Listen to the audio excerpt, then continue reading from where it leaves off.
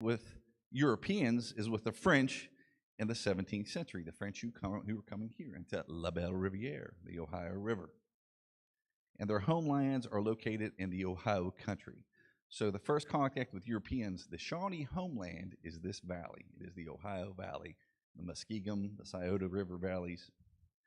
They are known as great travelers, diplomats, and warriors. And we can talk about that a little bit as we go through. It is no surprise to me that as we get into the latter part of the 18th century, and certainly into the 19th century with Tecumseh, that you see Shawnees in leadership positions of multi-tribal coalitions because they are great diplomats and warriors. So a couple depictions of a Shawnee man. The one on the left is from the period. It's an 18th century depiction. Okay. The one on the right is a more modern depiction of a Shawnee man, but you'll see a couple things. The red and blue colors, very popular. Red and blue, you'll see it over and over, especially in the eastern woodlands. Red and blue, red and blue. So even today, if you go among some of the southeastern tribes who still play the stickball game, so traditional stickball, from which lacrosse is derived, when you watch some of these games, one team will wear red shorts and the other team will wear blue shorts. This is a cultural continuity that is carried through even through today. So you'll see on the right, this depiction has several things we can talk about. You see the nose ring, you see the distended lobes. In this instance, you see that it's wrapped in what appears to be silver wire and shaped. You also see heavily tattooed. Eastern peoples were heavily tattooed. Tattoos had meanings for warriors. They had to be earned. So this person has earned his tattoos. Also, I do want to point out this method of painting. Okay, in this instance, this gentleman is painted in the manner for war. Now, what does it mean that he would be painted this way? Well, in preparation for warfare, the men would remove themselves from their towns, from their families, their wives, their children, and they would go to a place where they would prepare. And that preparation for warfare could include things like fasting, prayer, planning the war post, striking the war post, singing war songs. All of these steps that are part of a transformation as they prepare themselves to go off and potentially fight. One of the last steps in that process is to apply that paint, okay? And at that point, they have gone through that transformation process and they have become the other. They have become that person who has to go out and do some very nasty things in some points, okay? But when they come back, and this is an important point, before they go back to their families, to their children, to their spouses and their parents, they will go to water and they'll wash that paint off because symbolically and ritually they will cleanse themselves, take that paint away, and go back to being that person that they were, the father, the husband, the son, okay? So I think that's important to point out. And to me, when I see that as one method of Native people dealing with PTSD, right? They are removing themselves from the things that they have to do, and then they cleanse themselves before they go back to their families and their towns. Yeah, so that's a top knot, okay? So that is a warrior style of dress. Most men of warrior age, let me make a point. Not all men were warriors, by the way. Only a certain percentage of Native men were warriors, trained to be warriors. Others did other things. But if you were a warrior, this was a typical hairstyle for the Eastern Woodlands. And it's just one circle of hair on the crown and grown long. And that was essentially your scalp lock. And so what you're saying to your enemy is, conveniently, here it is, come and get it, right? So that was a typical warrior hairstyle, okay? Older men who are beyond the age of being a warrior typically let their hair grow out, right? You see this man, you see his hair, you know he is of a certain status, he is a warrior, and you know that he's still in that mode, as it were. So I want to give you a little background on what happens in the 17th century as we get into the 18th century. so that you understand when we get to 1774, well, the 1750s through the 1770s, okay, why the Shawnee are so adamant about protecting their homeland. Okay, we said that they encountered the French first in the 17th century.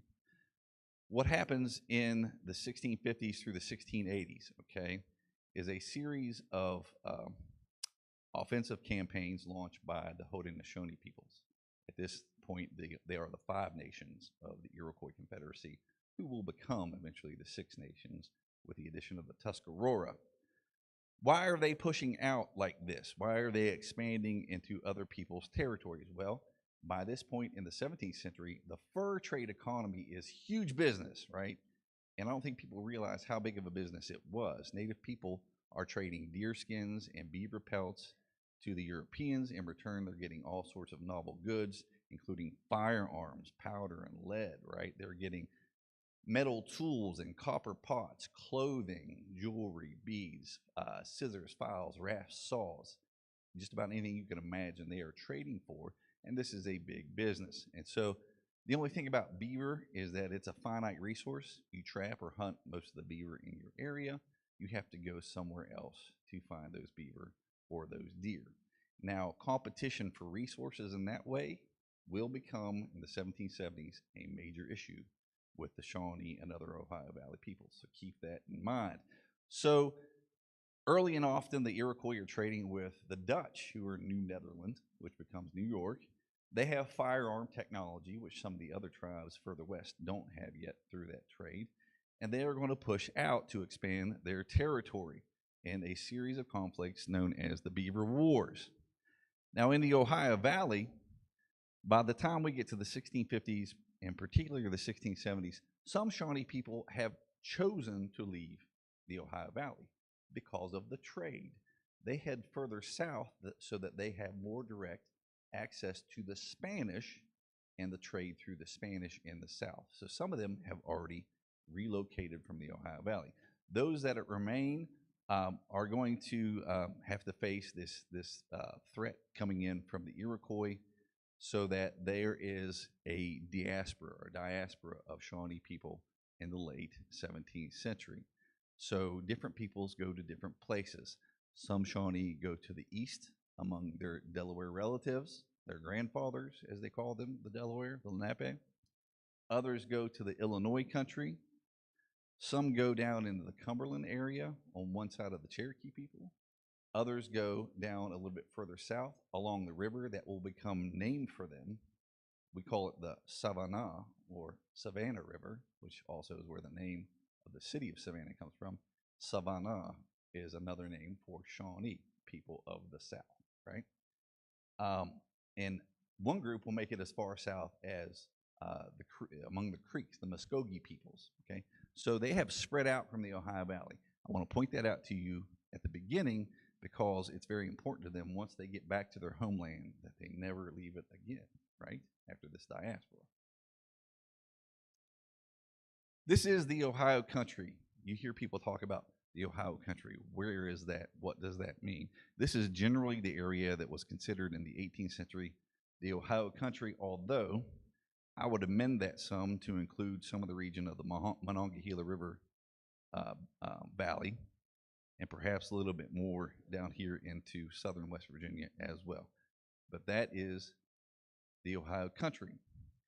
So what happens in the 18th century is the Shawnees, those various groups that are various places, begin to come home. And certainly by the 1740s, many of them, into the 1750s and 60s, so that by the time we get into the 1770s, most, not all, but most of the Shawnee people have returned to their Ohio Valley homeland, okay? And they brought a lot of family with them, right? They've been living alongside many different peoples in those various locations. And I've always thought that maybe this is one of the reasons that you find Shawnee leadership at the head of some of these pan-tribal coalitions, because they got family everywhere, right? They got family among all these different peoples. I tend to refer to them as the connector people of the 18th century Eastern Woodlands, right, Shawnee. So let's talk a little bit about Western land policy. Again, I'm not going to go over some of the things that Jay and Dr. Williams went over, but this is important to understand.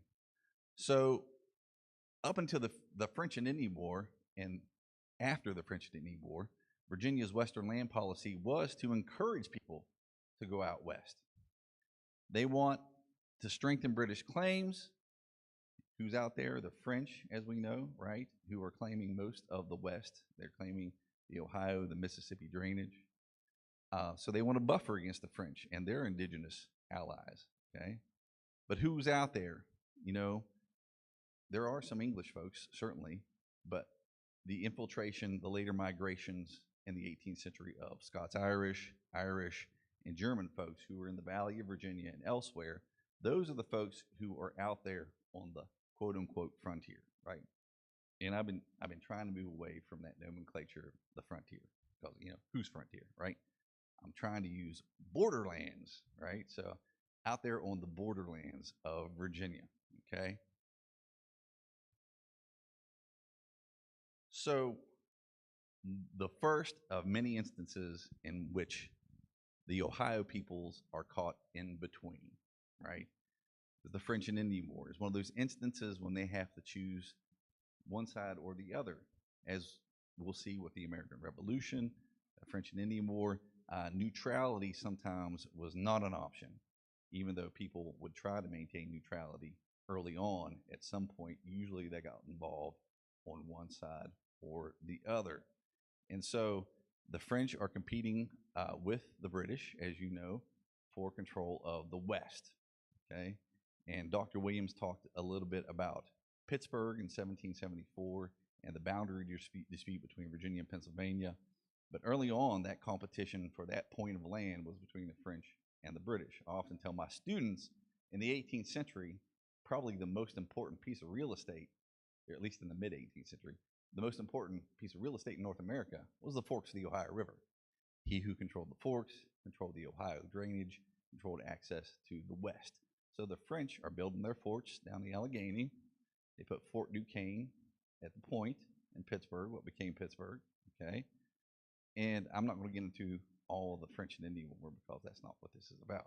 But I do want to put this on context because Dunmore's War is just one in a series of conflicts in the 18th century that Native people get involved in competing forces, outside forces, that make them have to choose sides, okay, and have to take a stance.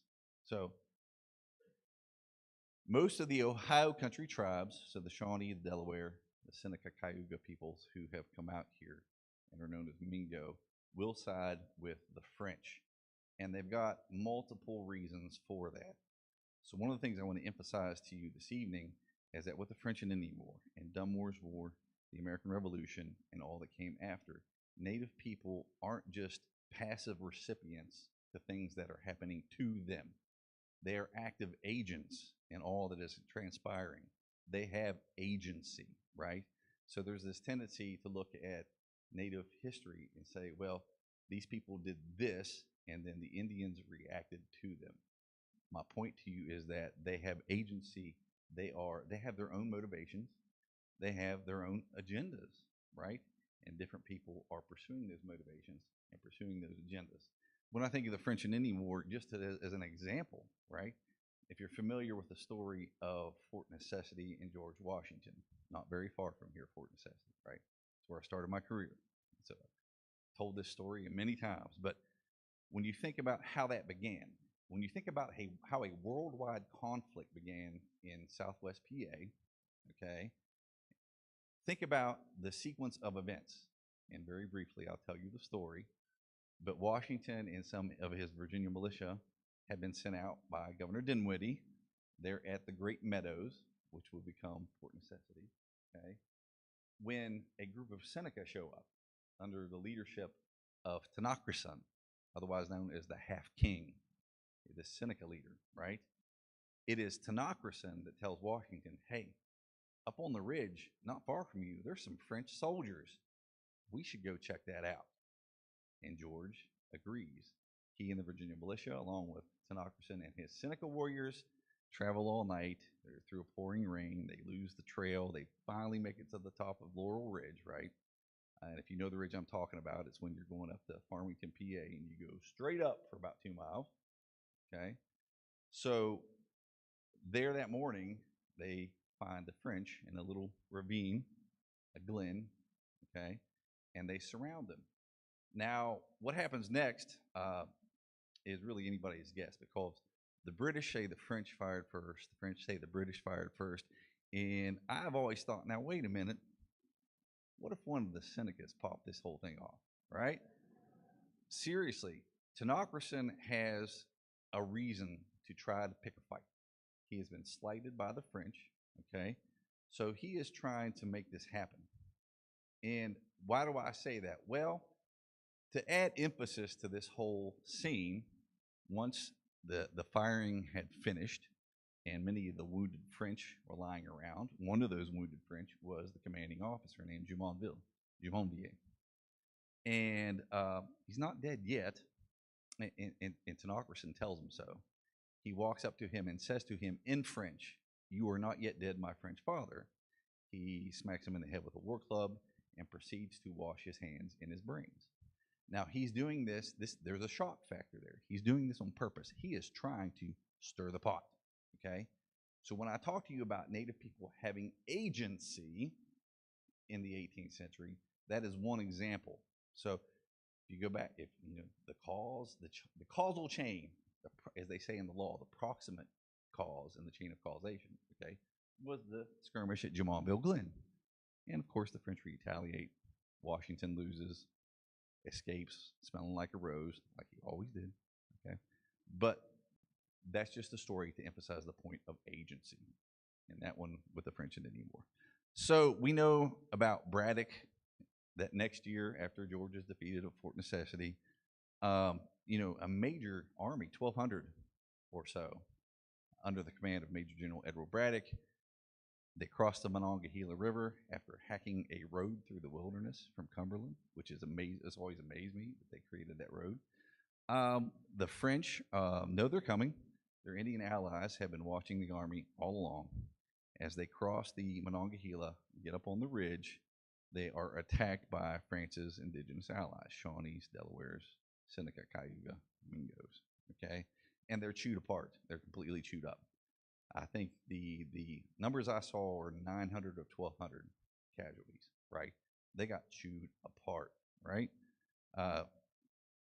Lots of great stories associated with that, not the least of which is the French officer who in Fort Duquesne tore off his shirt and said, "Will you not follow your French father?"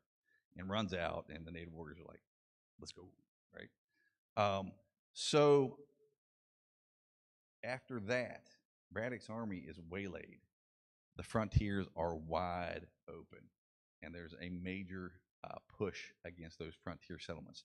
Those folks who were encouraged by Virginia to go out west into the borderlands, they were going to suffer greatly from 55 to 57, particularly in 55 after Braddock's army is defeated. There is a quote about people fleeing from the east. The quote was, "I observed more than 1,000 cross that river in one day," that one river being the Monongahela. It causes a population shift back to the east because of these raids following Braddock's defeat. This is just a little bit about the French and Indian War.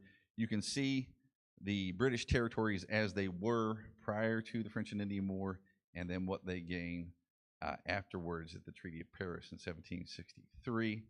And there, of course, is the disputed territory in the middle. What about this map? There's only one problem here, and that is there are a whole host of indigenous people living in those areas that have been there for thousands of years. But Britain says it's theirs, France says it's theirs, and the native people, like they do a couple times in the 18th century, go, "Hey, we're here. We've always been here."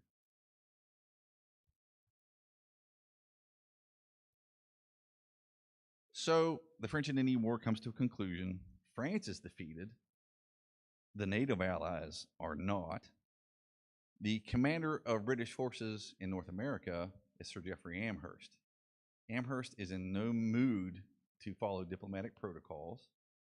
So he ends gift giving, which was a major form of diplomacy with Native peoples.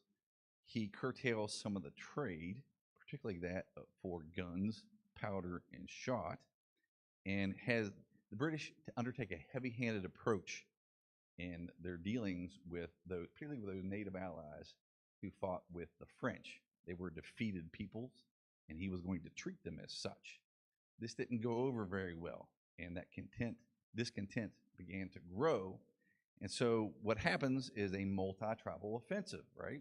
Probably the most successful, I've said this, and I'll stand by it, probably the most successful Indian offensive in 18th century, 19th century. When you think about the fact that out of the 14 British forts, 10 of them are taken by Native forces in a roughly 2-week period. This was a concerted attack. Only Fort Pitt, which Pitt amazingly stood. Why? Because Pitt was defended by who? By Virginians. Remember that when we get to 1774, because Virginians didn't forget that they defended the forks of the Ohio. Okay. Detroit, importantly, held. Niagara, and missing one, Hal, Michilimackinac. Maybe no, Michilimackinac was taken. 10 of 14 forts are taken in a roughly 2-week period. Okay. So, whoa, British officials were like, whoa.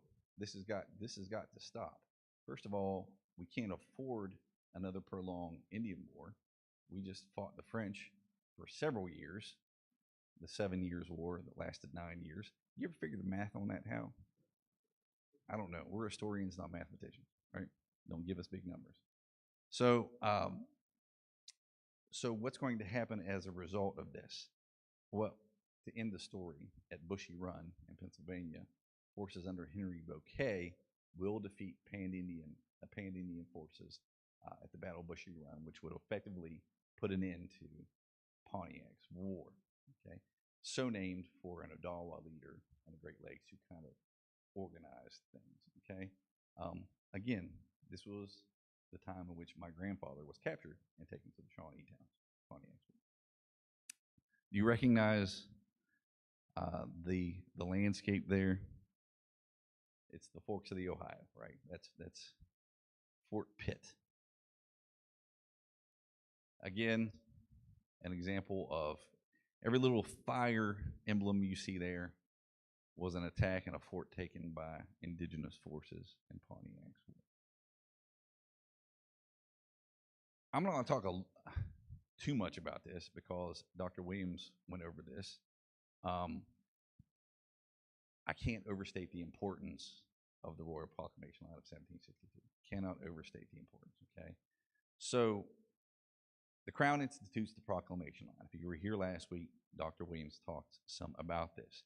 They want a definitive line between Indian lands and the 13 colonies, okay? They want to curtail people from going across the line, even though some were already there, and more will go because it's just a paper barrier, as Washington called it. But when you think of the 1770s and the series of acts that the colonists will call the Intolerable Act, I would submit to you the earliest and most intolerable of any British legal act was the Royal Proclamation Line for a number of reasons, okay? So we know it didn't work. We know that people continued to cross the line, right? Because who's going to stop them, okay? Even though the Crown kept 10,000 British regulars in the American colonies and in the Caribbean in order to enforce that line, twofold purpose, right? The line was to protect Indian lands from people going out there and to stop speculation, but also to protect the colonists from indigenous peoples as well, okay? So just to quickly point out, in an inadvertent way, right, Native peoples become a causal factor in the American Revolution. Because of the Proclamation Line and the need for those 10,000 troops, those regulars, British regulars, to remain, you had to pay for them some way, right? And so the Crown was like, hey, they're protecting the colonies. The colonists should pay for them. So you get the Stamp Act and the Sugar Act, and you get all the uproar that comes with those acts. But it indigenous peoples and the line that those were in place in the first place. So again, follow that chain of causation. So it ends land speculation. That's the big point. And that is going to be the thing that sticks in the craw of Virginians as we get into the late 1760s and the 1770s. And I'll connect this to Dunmore's War as we go along. Y'all good? Any questions so far? I'm moving at a fair clip right now. I had coffee. So this is basically where the line was situated. It was situated along the watershed. So those waters that drain into the Mississippi system.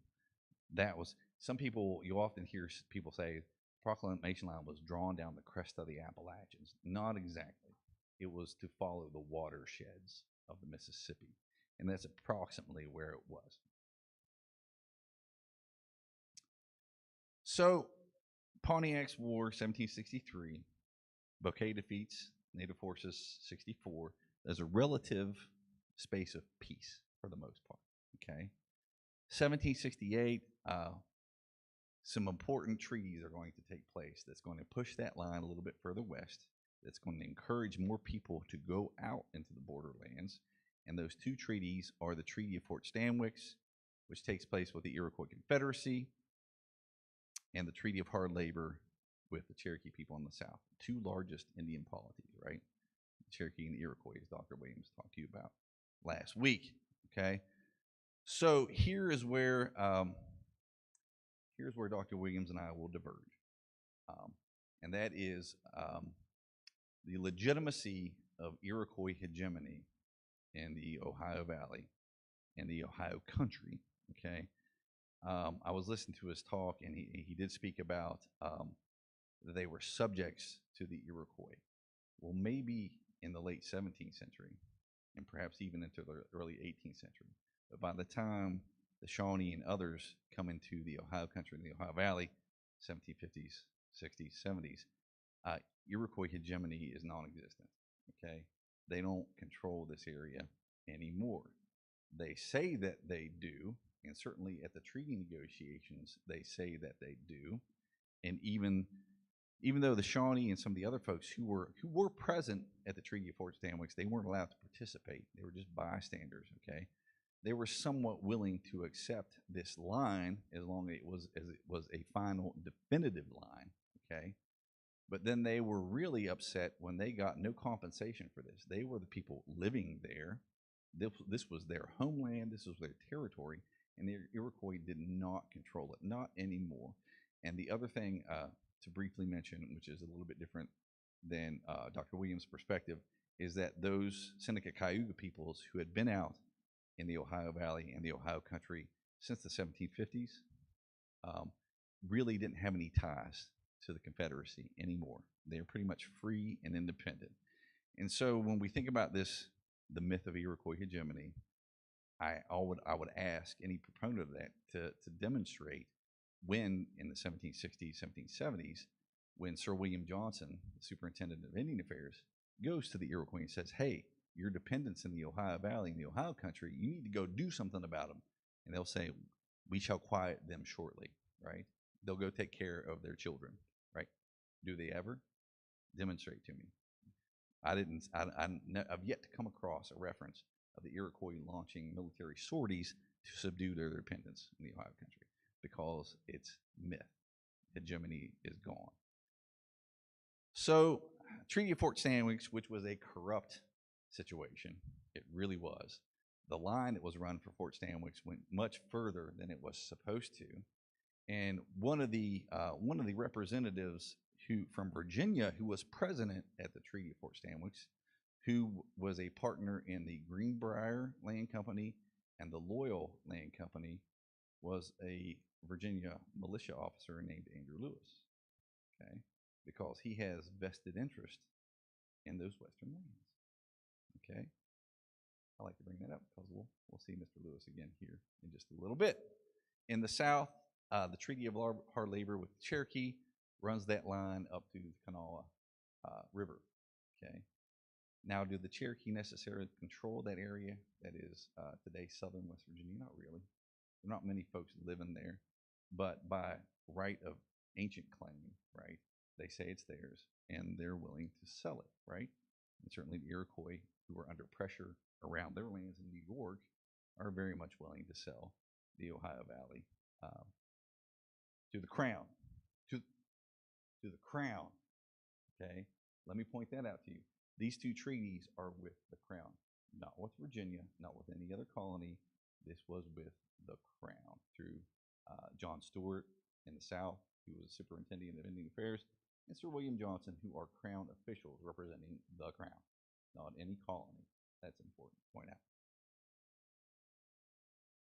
So again, very quickly, a kind of a simplistic map showing you where some of those lines are.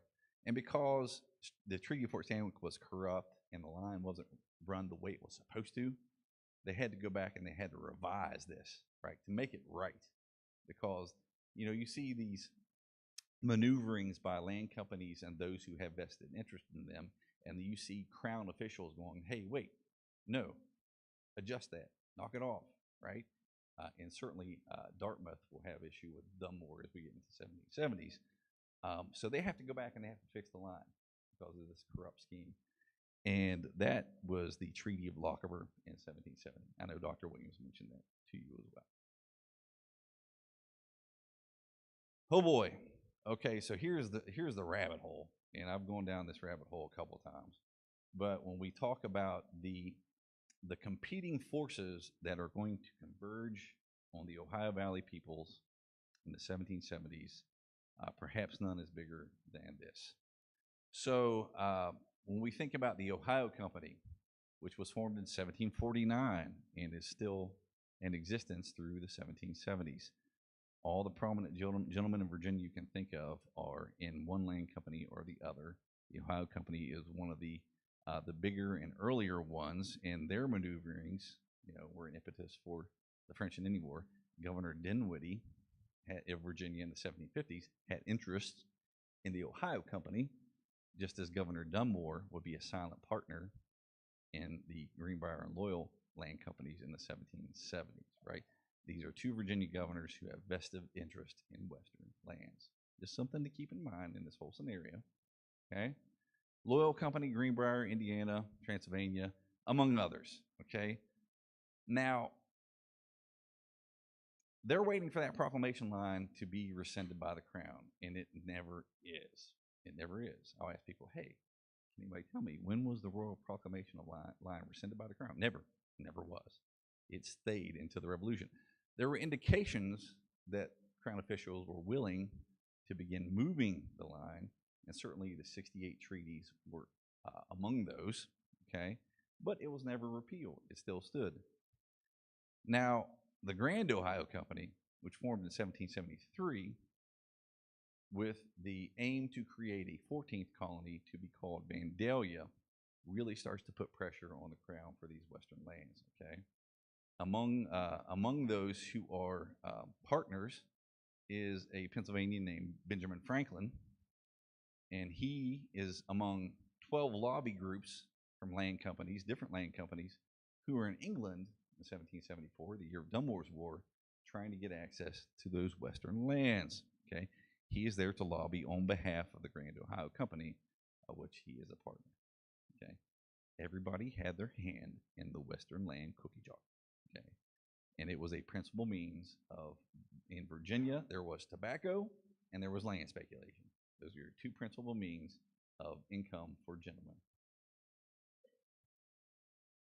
So this is going to bring a lot of pressure onto the frontiers, onto the border lands, okay, as we get into 1774. This is approximately where Vandalia was to be proposed. There was another colony also proposed. Dr. Williams mentioned the Indiana colony, which would have been right up here.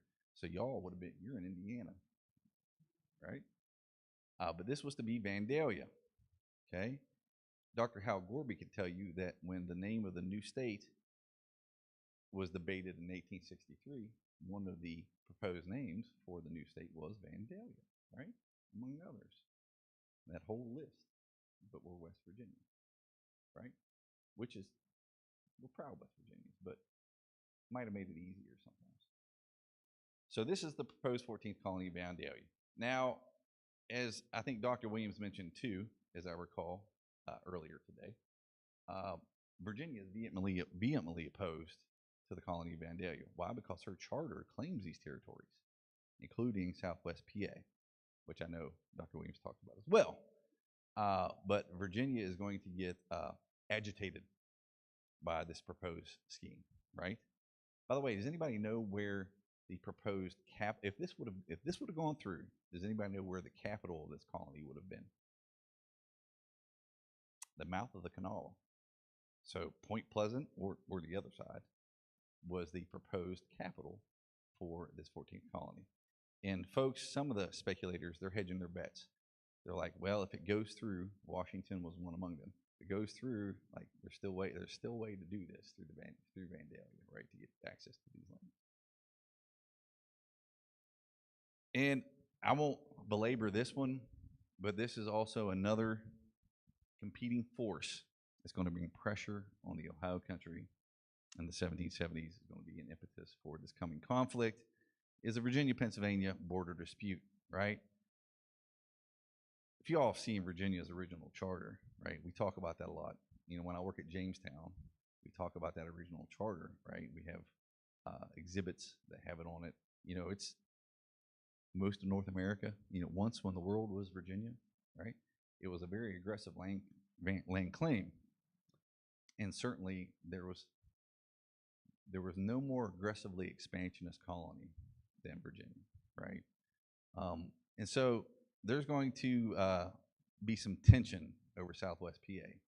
Now, you remember back during Pontiac's War when the Virginians defended the forks of the Ohio because they believed that was Virginia, according to their charter. But Pennsylvania also claims the area. Now, this is going to get pretty heated, and I'm not sure what would have happened had not the American Revolution began for this conflict. Ultimately, Mason and Dixon will have to be brought in to solve this issue, right? And they draw their line, right? 5 degrees west longitude, right? 5 degrees west longitude. They got there, they turned north, and that's why you are sitting in West Virginia right now. So, importantly, and we'll talk in another slide why this is important, 1772, all the British regular troops are pulled from Fort Pitt.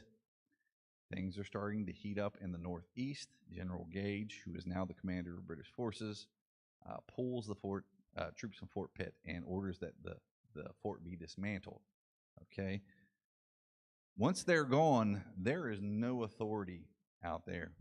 There is no authority on the borderlands, okay, which is going to cause some problems, right? There's nobody to curtail any of the things that are going to happen leading up to Dunmore's war.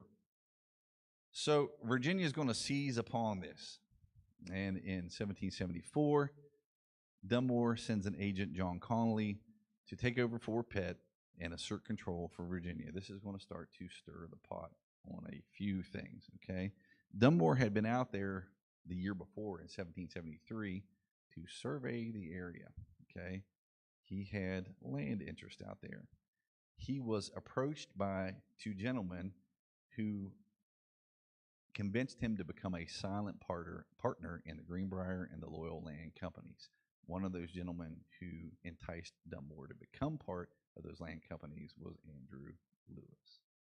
Remember the name, okay?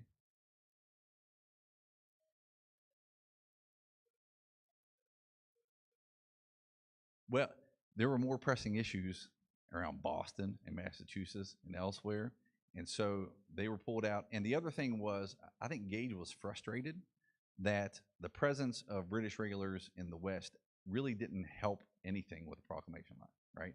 At one point, he even says, basically, to paraphrase, he's like, we really can't stop them. Like, if people want to go out there, if they want to cross that line, we don't have the capacity to stop them, which is the part of the reason they're there, you know, the main reason they're there in the first place, and those 10,000 troops that were kept in the colonies, okay? John Connolly, what an interesting character. We could talk more about him and his involvement and all that. We'll get back to him in a minute. But again, so they defended the area. Southwest PA in Pontiac's War, and if they should happen to have a conflict with the Ohio natives, that would give them another opportunity to defend the area, which would equate in their minds to possessory rights, right? We claim it, we defend it, it's ours, okay? Caused lots of issues. So the deputy superintendent for Indian Affairs, who served under William Johnson, and then his son, John Johnson, is George Croghan. So to stir the pot in this situation between Virginia and Pennsylvania, he instructs Ohio tribes to, quote, whip and rob the Pennsylvanians you find, but kill all the Virginians. So there's a lot of love between Virginia and Pennsylvania that's going to bring increased tension to all this. I mean, we don't have time to get into it, but all the maneuverings that were happening around Pittsburgh, which by this point in 74 has about 10,000 residents, it's a fairly substantial settlement. People being thrown in jail, people going back, all sorts of things are happening. At one point when a delegation of Shawnee goes to Fort Pitt, they are alarmed to see armed men patrolling the streets of Pittsburgh, and they know something's amiss here. Okay, so that border dispute, the land companies and their interests are starting to bear down on all this. Oh, there's our line. Okay, we mentioned it before. So 5 degrees west longitude. Did anybody not know about why we look like that and why you're living in the northern panhandle? It's because of Mason-Dixon and 5 degrees west longitude. Okay, and that's why we had that thing. Why would you look like that, right? The migrating multitude. As we said, the proclamation line, a paper barrier. People went anyway. Who's going to stop them? Okay. 1774, approximately 50,000 settlers and hunters west of the Appalachians. Okay. And these encroachments brought them along with them small-scale skirmishes. Skirmishes on the borders are nothing new, right? There are some skirmishes here and there throughout the 1760s. As we get into the 1770s, nothing large scale. And I think maybe this is an important point to make now, which is I want to point out the autonomy of indigenous politics, okay? So very autonomous, that is, on the local level, clans are autonomous in things that they do. Towns are autonomous in things that they do. Different divisions of tribes are autonomous in what they do. Okay, so it's very difficult, as we'll talk about when we get to Logan's retaliations, to say that the Shawnee are doing this or the Mingo are doing that. No, there are some people among them doing certain things. Okay, if a group of teenagers from St. Clairsville came over to start some trouble in Wheeling, we're not going to say Ohio's coming at us, right? No, these were individual skirmishes by various, usually young warriors who are out there running into some folks we're going to talk about here in a second. So, competition for resources. Let's talk about that. So the proclamation line didn't work. People are coming anyway. Pressure is beginning to build. By the way, Native peoples always understood the proclamation line. They always understood that your great father across the waters said, you're not supposed to be here, okay? Commercial hunters, long hunters. The fur trade is huge business, right? I do a training class at Jamestown just on the fur trade. As an example, in the 1770s, the port of Charleston, South Carolina, is exporting around 100,000 deer skins a year, right? Huge business. There is a leather demand in Europe. It's being filled with a trade in deer skins from the Americas. And so long hunters, these are guys who are coming out into the borderlands. They're not coming to establish a homestead and raise some corn and bring their families. They're out here to kill deer and beaver if they can find them as much as possible, because this is a big business, right? This is a principal means of the economy in the 18th century out here. And I pointed this out to you before in other presentations, because I know some of you have been to some of my others, that you still talk about the fur trade today, right? That's how important it was. Hey, can I borrow $5? How much does that cost? 20 bucks. Wow, that's a deal. Bucks. This is from the fur trade. Okay. But these guys invariably cause all sorts of problems because, one description of long hunters were that they were men of the rougher sort. Okay. Of the rougher sort. And they don't mind waylaying a few Indians that they cross, right? Or starting a small scale skirmish. Okay. Now, the important thing is that the native people have been involved in this fur trade economy for a very long time, generations at this point. They are dependent on that trade. In fact, access to that trade will play parts in their alliances in the French and Indian War, in the American Revolution, right? Who can supply their needs most readily? Usually the French were better traders, had better goods in the 1750s. That was one of many reasons. But the point is they are dependent on this system, right? To get their guns and their ammo and their metal tools and their copper cooking pots and all those things that they are now dependent on. So this is a direct threat to their livelihood when these guys are out here taking their skins, okay? And they pay no attention to borders, right? They're crossing into Kentucky. They're crossing into the north side of the Ohio. Now, so here is, again, another issue in which Dr. Williams and I will diverge somewhat, is that he addressed the idea that Virginia was the aggressor in the events that lead to Dunmore's War, and I'm going to argue for that proposition, right? And one of the things I want to point out are instances of marked restraint on the part of Ohio Indians. For example, when Daniel Boone and his party of surveyors and hunters go out in 1769, they're captured. They crossed the Ohio. They got captured. They were held captive for a couple days, right?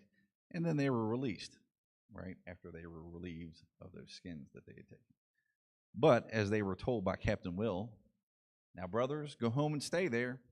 This is the Indians' land, and all the animals and pelts are ours. There is the important part of that.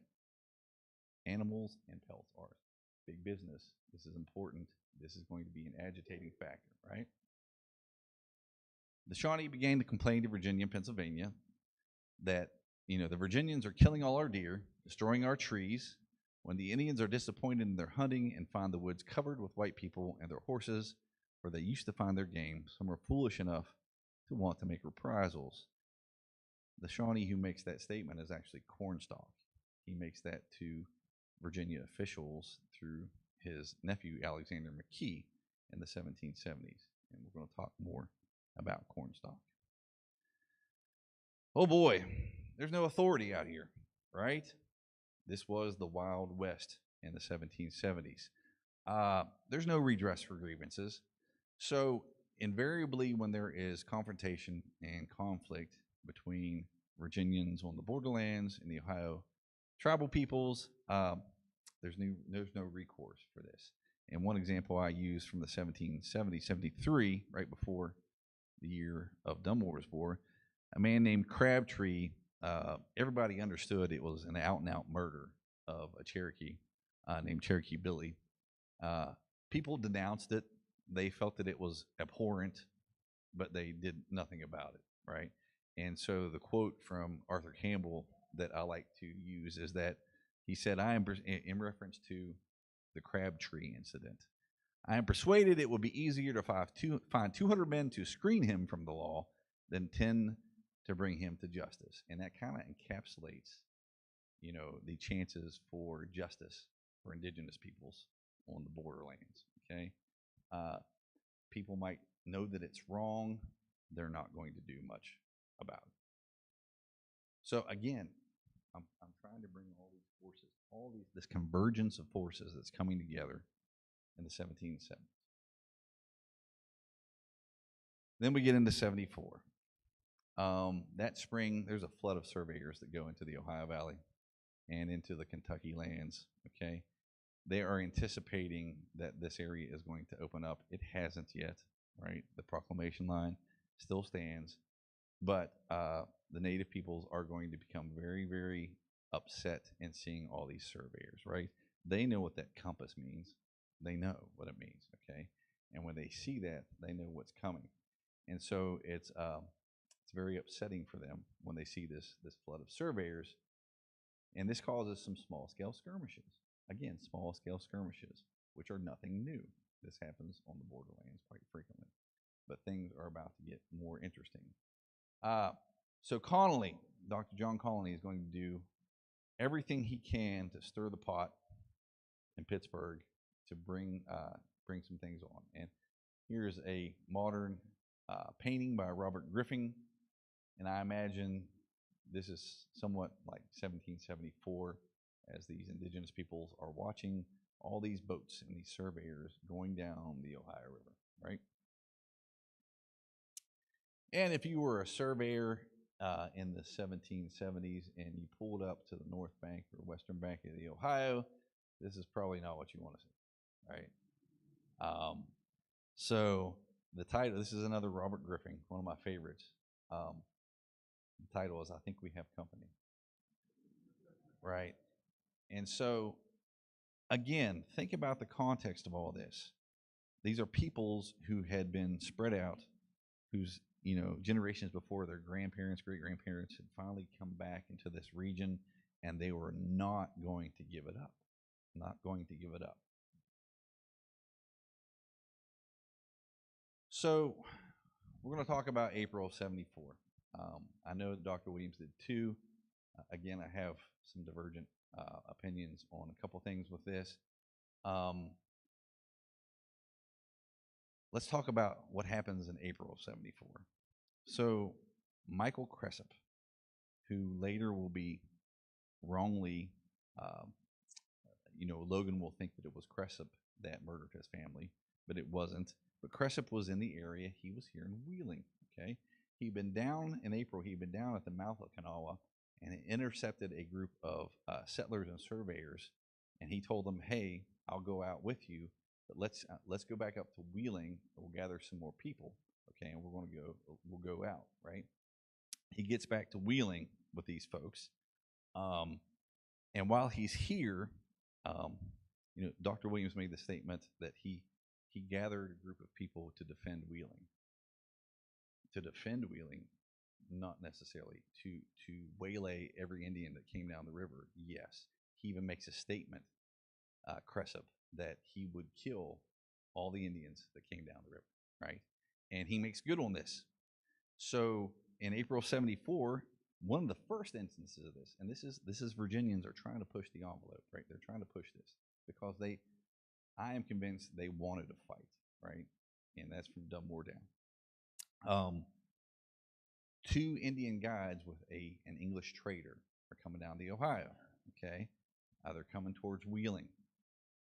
Cressup learns about this, and he decides they're going to go and waylay and shoot these people, right? The Indians anyway, not the English trader.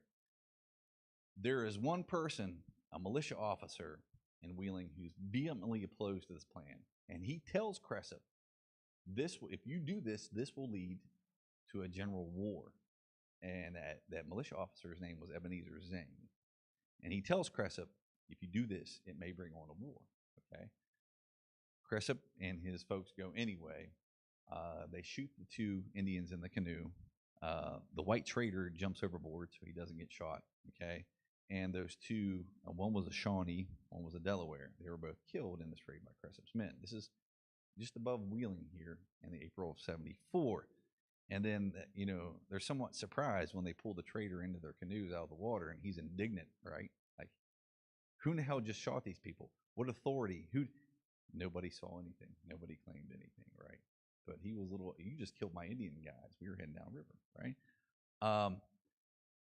So the story, some of the sources I read was that they get back here to Wheeling with that canoe, and Ebenezer Zane notices the blood in canoe, and he asks, where are those Indians?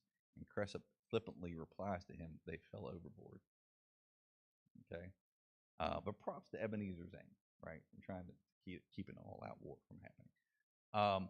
So, same thing. Cressup and his party are here in Wheeling when they receive word from somebody who comes in that there are 14 Indians in canoes descending the river. They make a plan to attack them too. This just happens to be a diplomatic group, a diplomatic mission returning from Fort Pitt led by Cornstalk. Cornstalk had taken a diplomatic mission to Pittsburgh because why? Because throughout the spring and the summer and into the fall of 1774, the Shawnees sent diplomats and emissaries trying to maintain the peace, okay, which is a little bit different than Dr. Williams' take. They are trying to maintain the peace, and in particular, Cornstalk is trying to maintain the peace in this situation. But Cresap and his party are going to try to attack them, okay? And the records say that as they start to head out from Wheeling, they find out that these 14 mostly Shawnees, including Cornstalk, are trying to get past Wheeling on the other side of an island out of view, right? So to me, I read that as they're probably trying to slip past Wheeling Island, okay?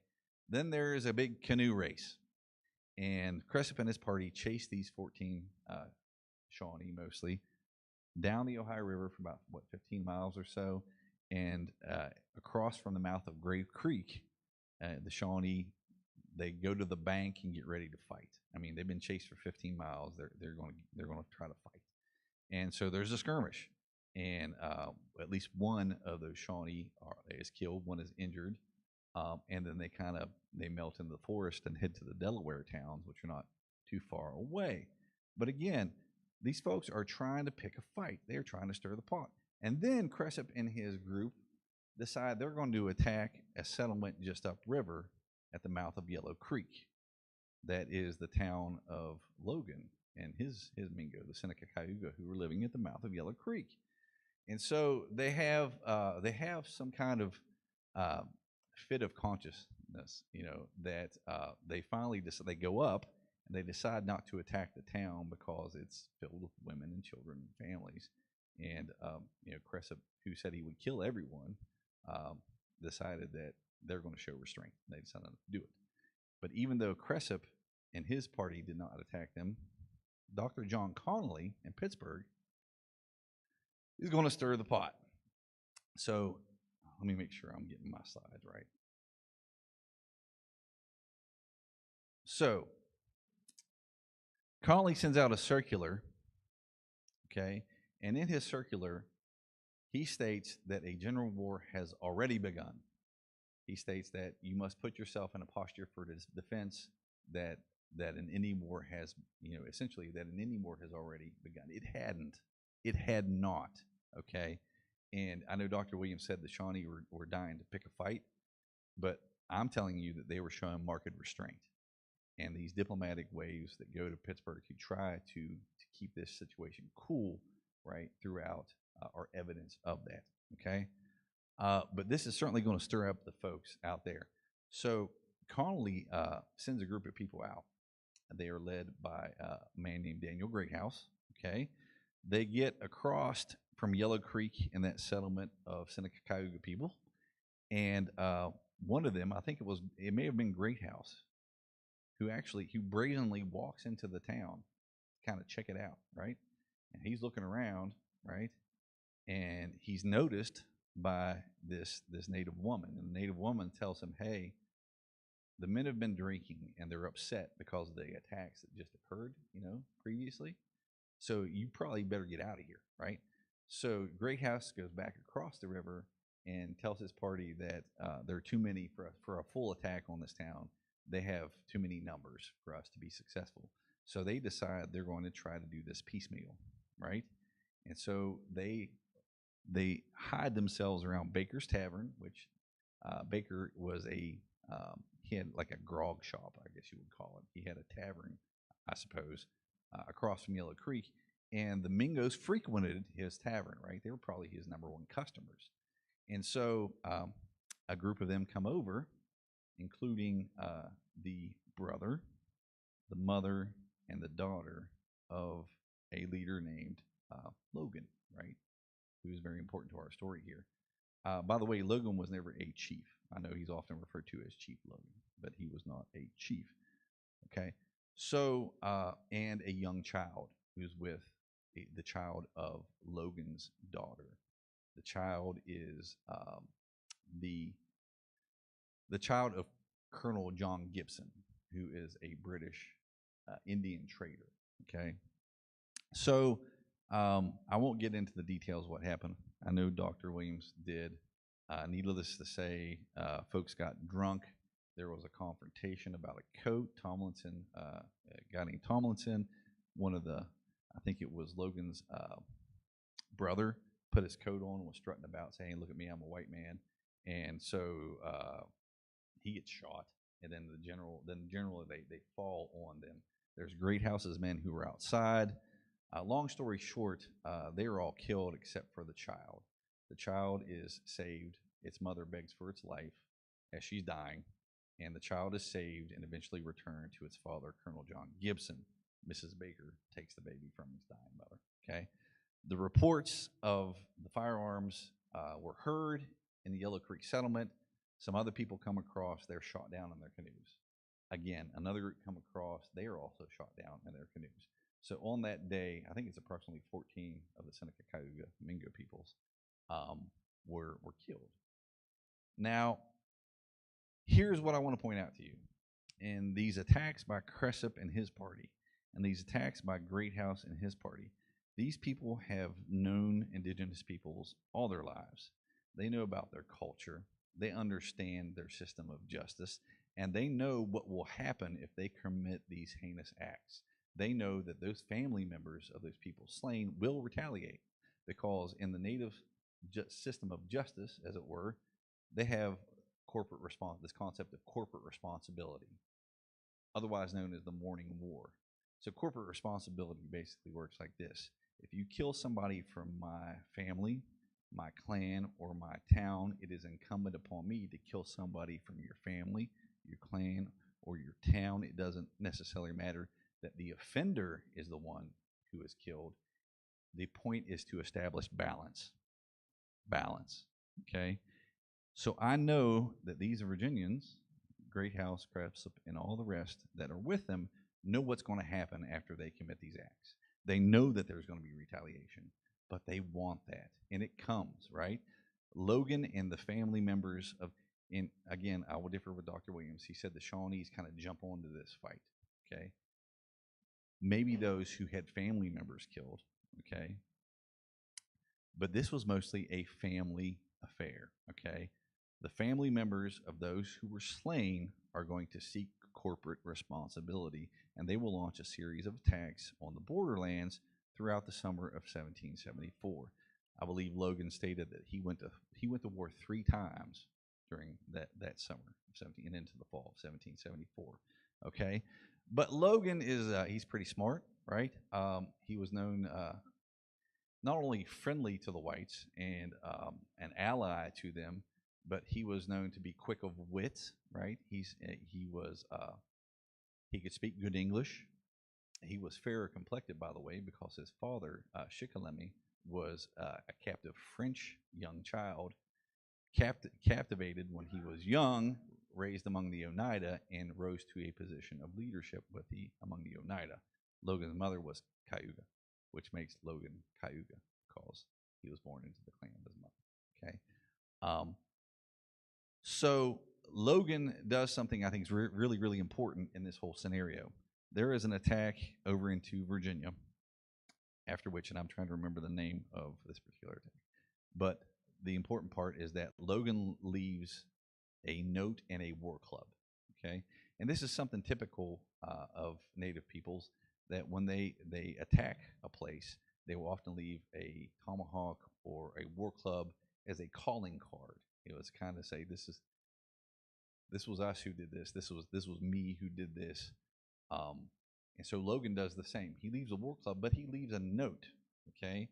And the note read, "Colonel Cressup, why did you kill my family?" Again, he starts to blame Cressup, even though it was Greathouse and his men.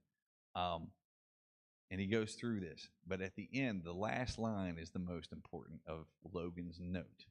"But the Indians is not angry, only myself."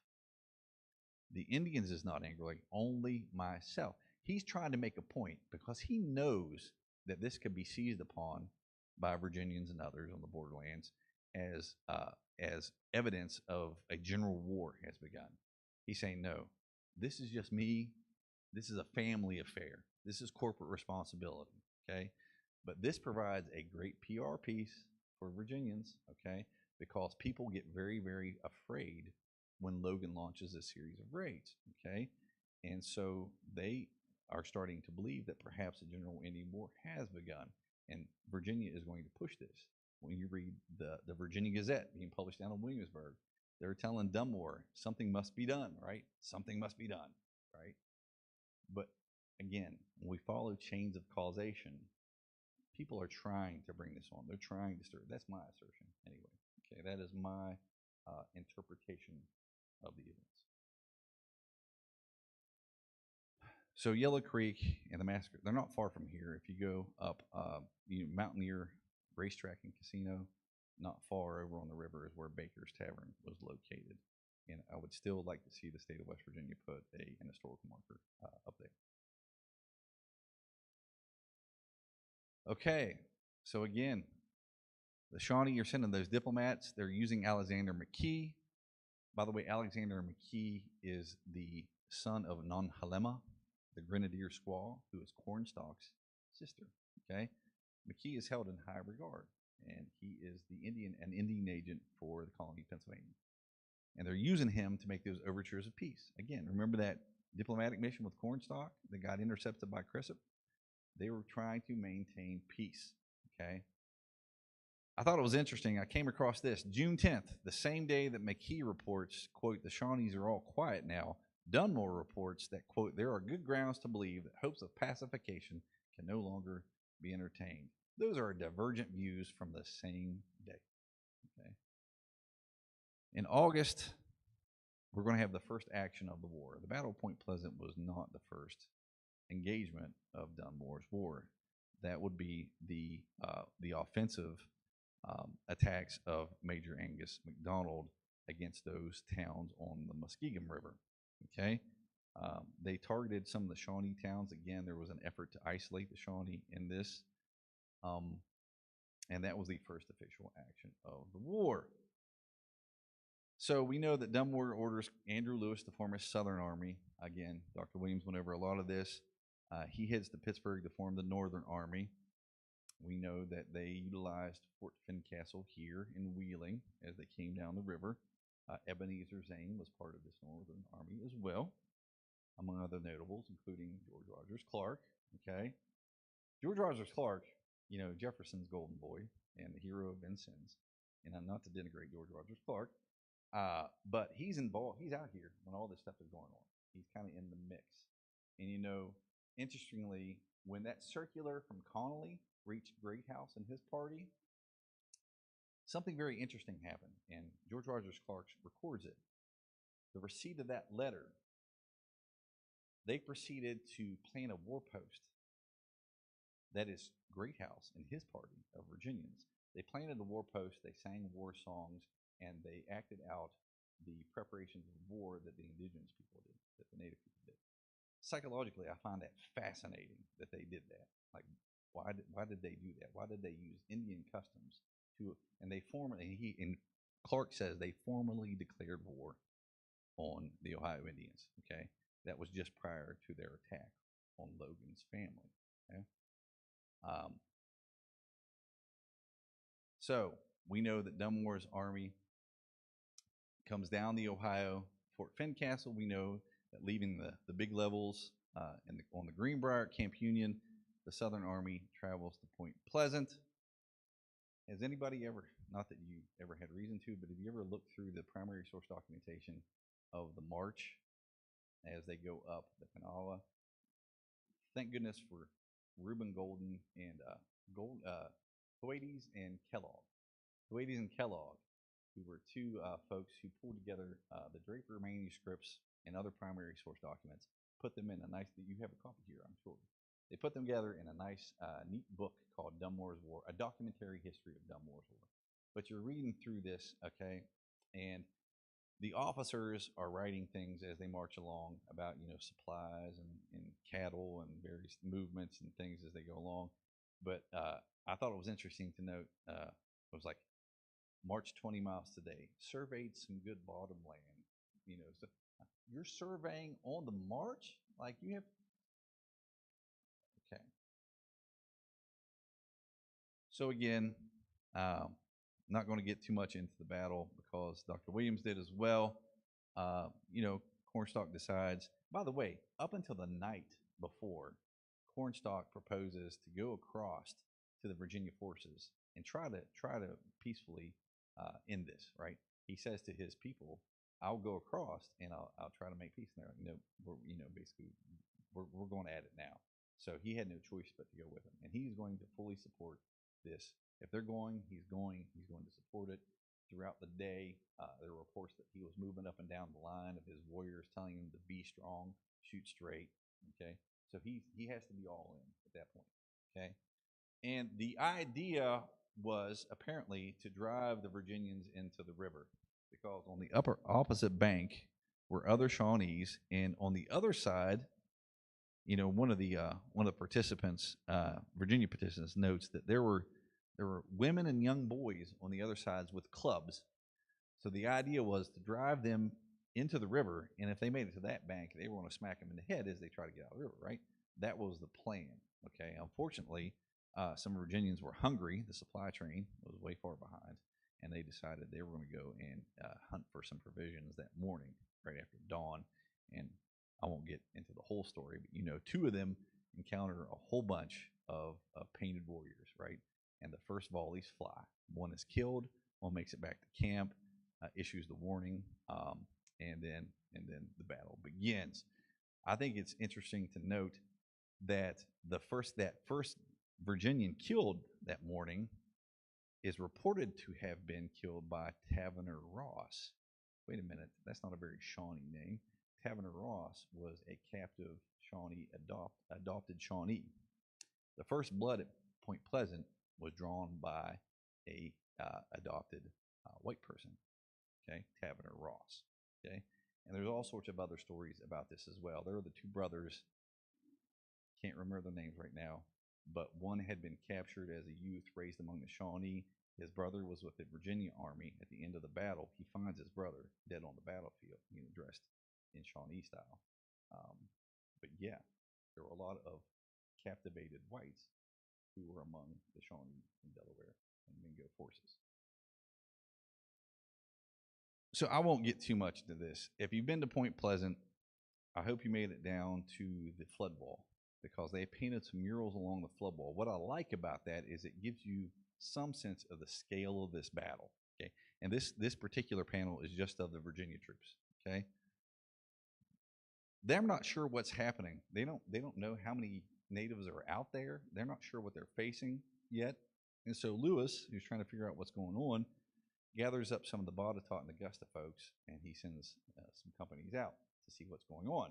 Okay, my grandfather was among them. Okay, first out that day. We know in those first volleys that Charles Lewis, Andrew Lewis's brother, is killed. Colonel William Fleming. What an amazing story, right? This guy gets shot 3 times and survives. 2 balls in the arm, 1 in his breast, and he's talking about his lungs sticking out, and he kind of pokes it back in, and he makes it. He survives. Charles Lewis unfortunately dies later that day. Just as a quick plug, we are going to have Charles Lewis's powder horn, and I am co-curating Virginia's signature 250th exhibit through the Virginia 250 Commission, Jamestown-Yorktown Foundation, and the Virginia Museum of History and Culture. Myself and my colleague are co-curating. It's called Give Me Liberty, Virginia and the Forging of a Nation. And we have a section on Dunmore's War, and one of the objects that I was able to get was Charles Lewis's powder horn. So that will be in our exhibit. It will open at Virginia Museum of History and Culture in 2025, March of this coming year. It will then come to the American Revolution Museum at Yorktown, where I work, in 2026. We're getting it right before July 4th. We're getting it in June, and we'll have it ready for July 4th of 2026. So Give Me Liberty. Come see our exhibit. See it at Yorktown. Not that Richmond isn't nice. Come see us at Yorktown. But again, this gives you a sense of the scale of the battle. Now, one thing about this is that that early morning there was there was fog on the river. We know that several muskets were discharged, and then if muskets make a prodigious amount of smoke, right? So it was hard to see, and the action was hot. That basically from the first shots until after noon or so, that was the intensest part of the action of the Battle of Point Pleasant. I bring that up because at one point, and many of the Virginians write about this, it becomes personal. It becomes personal, right? It becomes tomahawks and war clubs and up front. One of the Virginia participants mentioned that they ran up right to the muzzle of their guns. They showed great bravery. They ran up right to the muzzle of their guns. I look at Sean, I also look above him and see the clock and know that I am being loquacious again. Okay. Again, very personal warfare, right? And one of the quick story that I like to tell about this is that one of the Virginia participants remarked that they were being chided by the Shawnee. And at one point, one of the remarks yelled to them was, "You sons of bitches, where are your whistles now?" Referring to the fifes, right? The fife and drum were used. You sons of bitches, where are your whistles now? Right? They yelled to them. So they're talking smack, right? The whole time. We know that toward nightfall, the Shawnee are trying to get their folks. They don't want them to fall into the hands of the Virginians. Dr. Williams pointed this out. So they either put them in the Ohio River, they hid them among brush, or if they couldn't, they scalped them themselves rather than to have the Virginians take their scalps.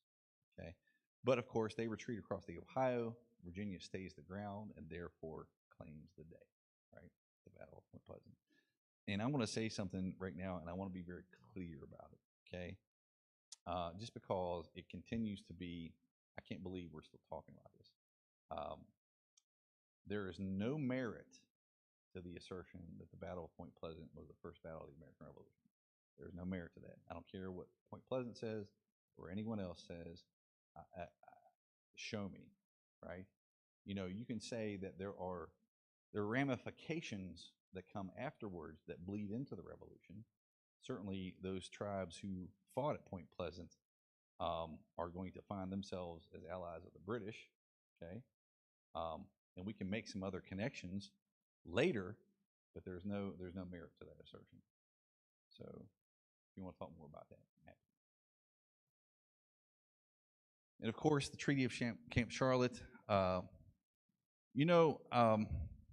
Even though that land had been ceded south of the Ohio, had been ceded by the Haudenosaunee, the Iroquois, in 1768, the Shawnee had not given up any rights that they saw to the area. So, it did lead to their acknowledgement that this was now the boundary, the Ohio River.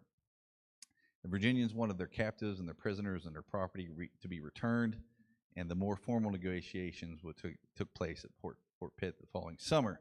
And Dr. Williams mentioned the Shawnee hostages. He said 6. There were actually 4 of those that ended up back in Williamsburg. They stayed at the governor's palace. They were present in town, and they interpret that at CW as well. Okay, those 4 Shawnee hostages. Captives and prisoners. Man, that was a big thing. They wanted their people back, right? We could talk about captivity and adoption. I've done programs on captivity and adoption before and how prevalent it was that Native people had to reconstitute their people. How did they do it? They took other people, particularly young children, and acculturated them, right? Like Taverner Ross, Battle of Point Pleasant, among others. They also, in the 75 negotiations, if you read forward and you read about that, the Virginians are very adamant that their Negroes come back. They want their Negroes back, okay? And there's one instance of a woman who was enslaved in the Valley of Virginia. She escaped, was found in the Kanawha River Valley by the Shawnee. She eventually marries a Shawnee man, has children with him. And in the treaty negotiations at Fort Pitt, Cornstalk tells the Virginia officials, we will send this woman back to you, but you cannot have the children as they were begot by our people. Those kids were Shawnee. And so this woman who was enslaved, who went among a society of people where women had influence and power, and then had to go back into slavery, is a very compelling story. That's why it was my last program that I produced in Colonial Williamsburg. We actually recreated this woman, and her mistress brought her into town to the millinery shop because she's dressed Shawnee. And we had a whole scene set up. They came in, and she's dressed Shawnee, and she tells the keeper of the shop, the millinery, well, you just look at her. She's dressed like a savage, you know? And they have this exchange. Meanwhile, there's an enslaved African woman working in the millinery shop, putting stuff on the shelves, listening, right? And she says, well, you know, I have some new cloth imported from Britain just in the back. Let me show it to you. And the two ladies walk off. And the rest of the program is this dialogue between this enslaved person in the shop and this Shawnee woman who has returned to her enslaved status. What happened to you? Why are you dressed like that? And the whole story comes out. It was awesome, and people were very moved. But that's a true story, right? I'm being loquacious again. Treaty of Camp Charlotte, right? This is another one of those murals at Point Pleasant.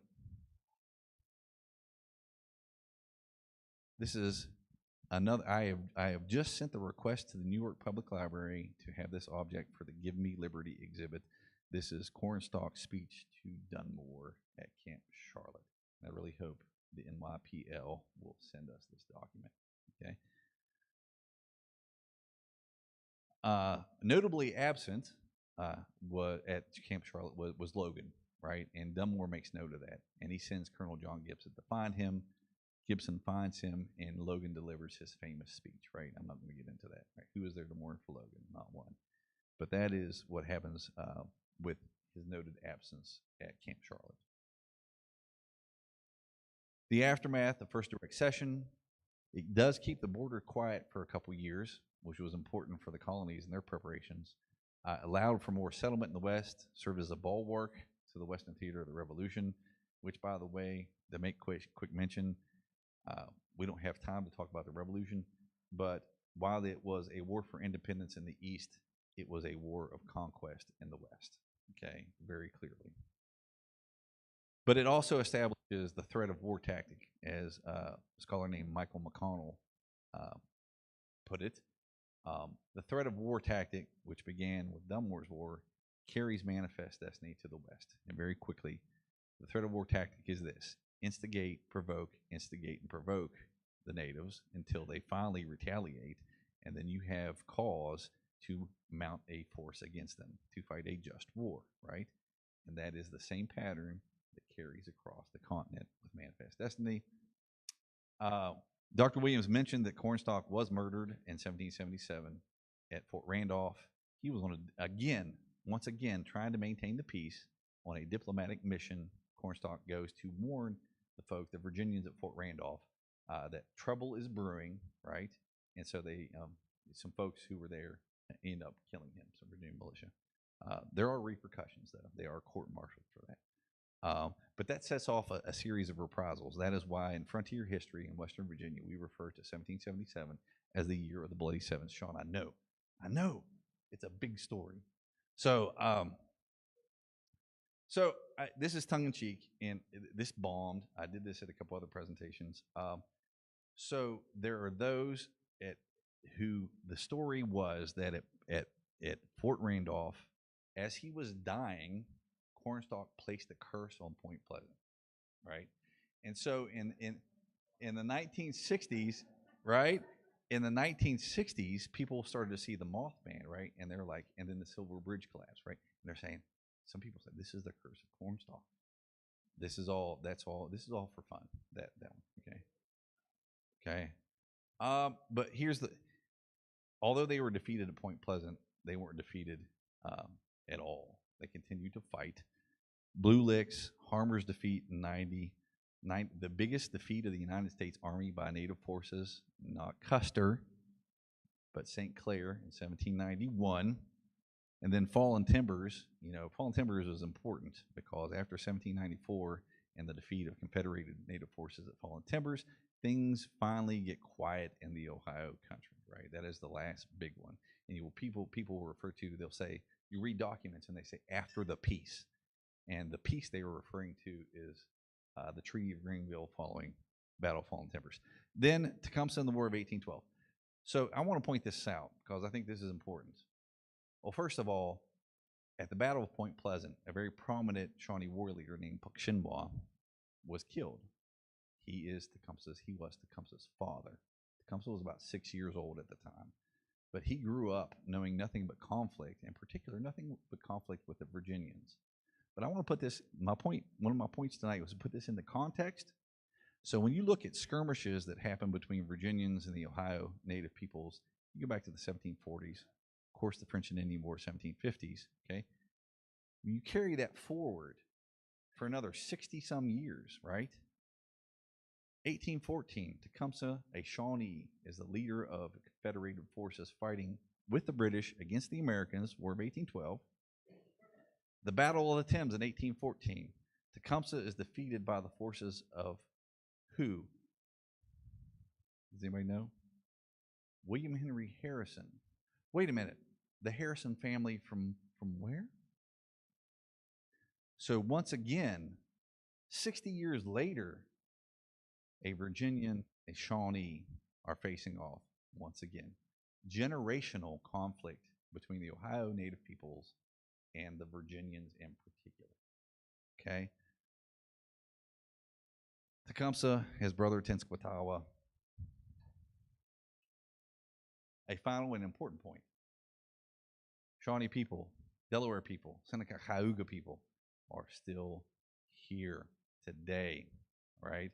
They are a people with a past. They are not a people of the past. Okay, there's the difference. The gentleman you see here is Mr. Jeremy Turner on the left, and his family. He's a member of the Shawnee tribe. There's 3 Shawnee tribes located in Oklahoma: the Absentee, the Shawnee tribe, and the Eastern Shawnee. Okay, and there's Seneca Cayuga peoples, the Delaware tribe. They're still here. This is important to point out because we tend to relegate Native people to the past. And I always in my presentations or try to, in the present, to say that these folks are still here. By the way, the Shawnee folks are getting more involved in Ohio once again. There is a group called Caesar's Ford Theater in Ohio, near Yellow Springs, I believe, or Xenia.